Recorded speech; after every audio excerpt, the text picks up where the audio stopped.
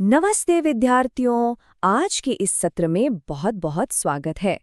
आज हम हिंदी व्याकरण के एक ऐसे विषय को गहराई से समझने वाले हैं जो परीक्षा के लिए बेहद महत्वपूर्ण है, और वो है वाच्य यानी वाक्य में क्रिया का रहस्य। पूरे ध्यान के साथ बैठना है क्योंकि आज इसे रटना नहीं है बल्कि बहुत ही मजेदार तरीके से समझना है।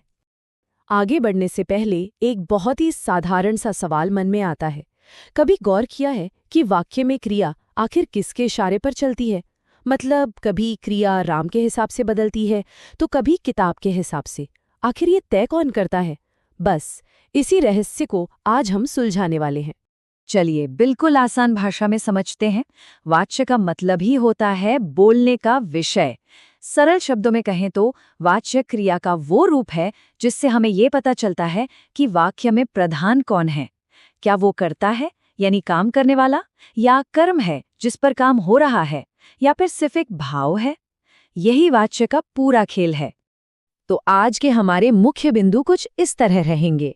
सबसे पहले समझेंगे कि वाच्य आखिर है क्या, फिर इसके तीनों प्रकारों को देखेंगे। उसके बाद सबसे जरूरी हिस्सा वाच्य परिवर्तन के नियम सीखेंगे, और अंत में परीक्षा के लिए कुछ अभ्यास भी करेंगे। तो चलिए बिना देरी किए शुरू करते हैं वाच्य के प्रकारों के साथ।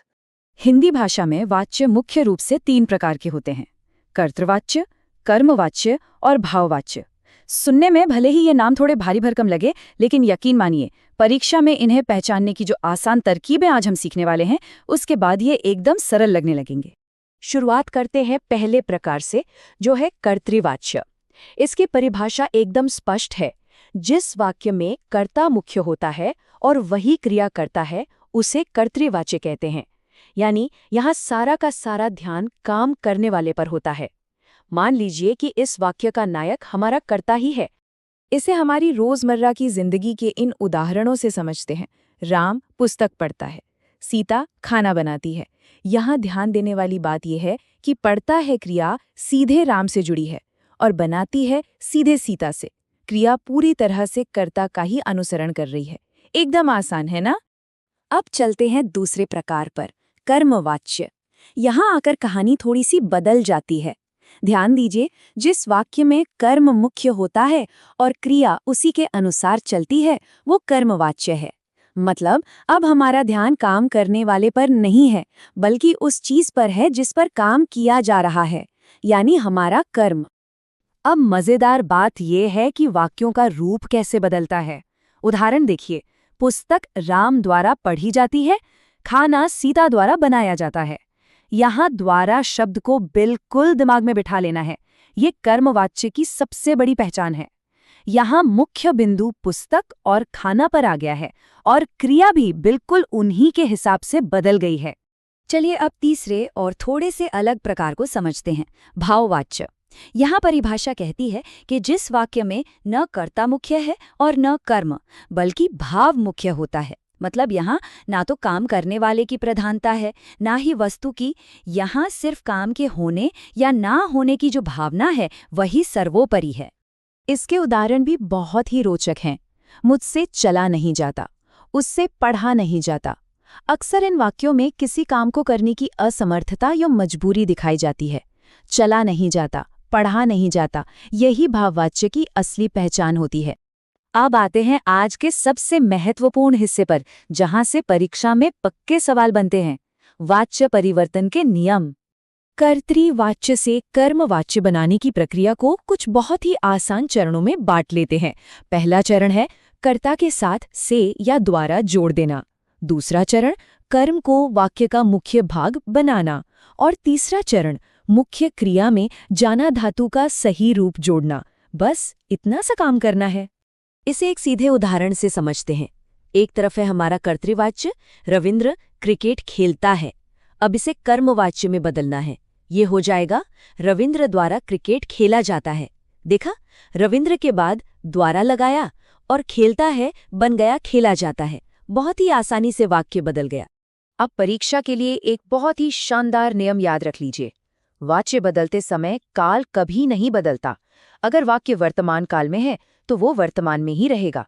दूसरा बिंदु, कर्मवाच्य हमेशा सकर्मक क्रियाओं में बनता है, जबकि भाववाच्य अकर्मक में। उत्तर लिखते समय क्रिया के काल को हमेशा ध्यान में रखना है, ताकि कोई छोटी सी गलती भी न हो। अब सीखते हैं कर्तृवाच्य से भाववाच्य बनाना। इसके नियम भी एकदम पक्के हैं। पहला, कर्ता के साथ से लगाएं। दूसरा, क्रिया को हमेशा पुल्लिंग, एकवचन और अन्य पुरुष में रखें। भाववाच्य में क्रिया के लिंग या वचन के बारे में ज्यादा सोचना ही नहीं पड़ता, वो हमेशा एक समान रहता है। इसे एक आसान तरीके की तरह याद रख सकते हैं। और ये उदाहरण बिल्कुल सटीक तरीके से दिखाता है कि ये कैसे काम करता है। सक्रिय वाक्य है, घायल होने के कारण वह उड़ नहीं सका। अब इसका भाववाच्य देखिए, घायल होने के कारण उससे उड़ा नहीं गया। यहाँ वह बदल गया उससे में, और उड़ नहीं सका बन गया उड़ा नहीं गया। एक असमर्थता का भाव पूरी तरह से स्पष्ट है। कई बार परीक्षाओं में उल्टा सवाल भी पूछ लिया जाता है, यानी कर्मवाच्य से कर्तृवाच्य बनाना। इसके लिए बस उल्टी प्रक्रिया अपनानी है। नियम बहुत सरल है, से या द्वारा को हटा देना है। उदाहरण के लिए, पुलिस द्वारा चोर पकड़ा गया। इसमें से द्वारा हटा देते हैं, वाक्य बन जाएगा पुलिस ने चोर पकड़ा। एकदम स्पष्ट और सीधा। तो अब तक हमने सारे नियम समझ लिए हैं।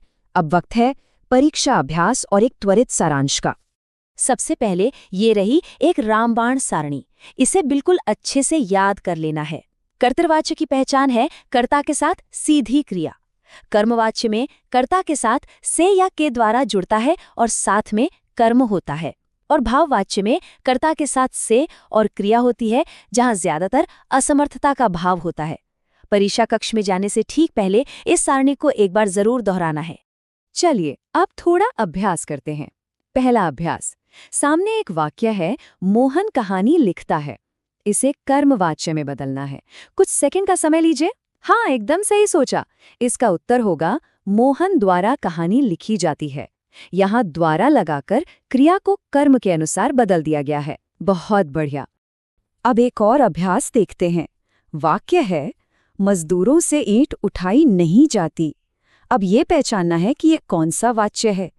ध्यान से देखिए, यहाँ से लगा है और साथ ही ईंट यानी कर्म भी मौजूद है, इसलिए ये कर्मवाच्य है। अगर यहाँ कर्म यानी ईंट नहीं होता, सिर्फ इतना होता कि मजदूरों से उठाया नहीं जाता, तब ये भाववाच्य बन जाता। है ना एकदम काम की तरकीब। तो आज के लिए छोटा सा गृह कार्य ये है कि कर्तृवाच्य का कोई भी एक नया उदाहरण सोचें और उसे कर्मवाच्य में बदल कर देखें। इसे आजमाकर जरूर देखना है। आज पूरे ध्यान के साथ इन उदाहरणों के जरिए वाच्य के इस रहस्य को समझा गया है।